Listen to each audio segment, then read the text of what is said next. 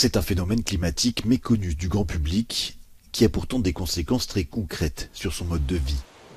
La Niña a pour origine une anomalie thermique des eaux équatoriales de surface de l'océan Pacifique, avec des répercussions sur le cycle des précipitations et le climat de certaines régions du globe, et notamment des vagues de froid importantes, comme cela pourrait être le cas en Europe cet hiver.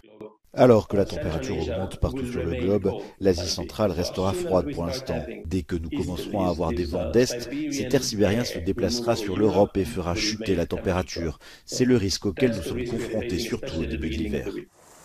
Alors que la température augmente partout dans le monde, l'impact de la Niña se fait sentir de différentes manières à travers la planète.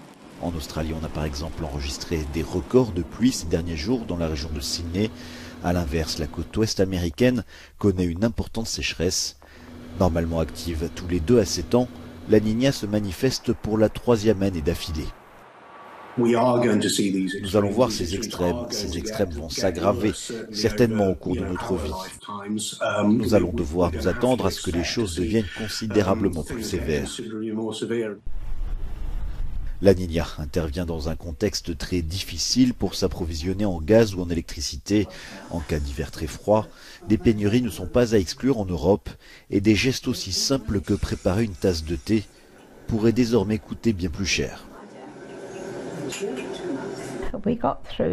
Nous avons traversé la guerre et le rationnement, et nous traverserons cet hiver.